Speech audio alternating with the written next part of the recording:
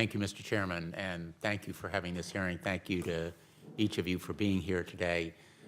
We went through a terrible tragedy and debacle not long ago that prompted the Veterans Access, Choice, and Accountability Act, which sought to relieve some of the problems and underlying issues, including deceit and fraud that caused delays and misreporting within the VA system.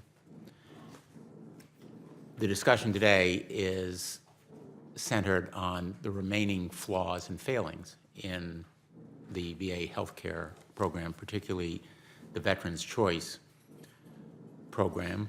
And as much as this program was established to deal with the immediate crisis of access to care in the short term, with an investment of $10 billion to provide direct care services in the community and $5 billion to provide the choice program, there is still a lot to be done.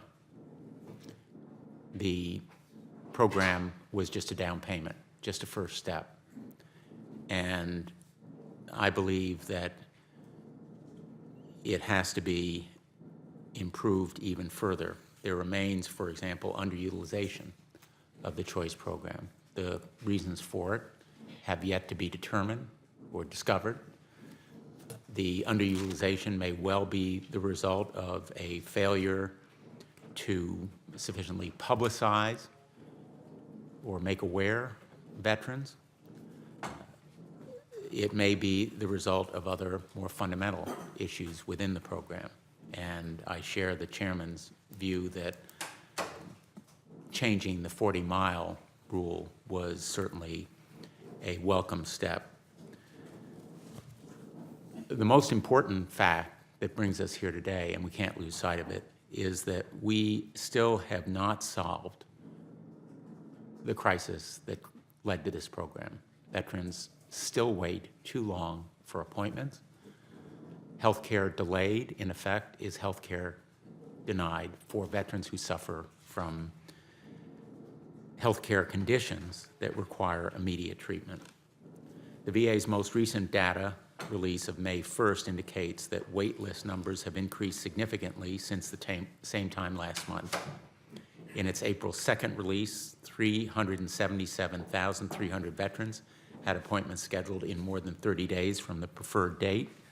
As of the May 1st release, that number had jumped by approximately 56,000 to nearly 434,000. Anybody who believes that this crisis has been solved is living in an alternate universe. It's not the universe that our veterans inhabit. These delays have real-life consequences. They cannot be tolerated. Too many veterans are still waiting too long for appointments, and I'm glad that the VA is finally going out to the facilities with long wait times, trying to determine why exactly they are not utilizing non-VA care options. And I noticed that a lot of the testimony today talks about further changes to the geographic criteria. Every time there's an additional change to the 40-mile criteria, more of the $10 billion allocated for the choice program will be devoted to paying for access. But this money is due to our veterans because better health care is due to them. And I'll just close on this note. We still do not have accountability for the delays. The Inspector General still has not completed his work. We still have no reports on action, and I mean effective disciplinary action for the delays that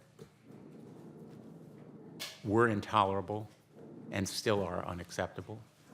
Accountability is absolutely necessary. And I believe that the Inspector General needs more resources to effectively implement accountability. I will continue to press for the reports and for action by the Inspector General that will send a message to the healthcare apparatus and professionals in the VA that we really mean what we say when accountability is our watchword. Thank you, Mr. Chairman.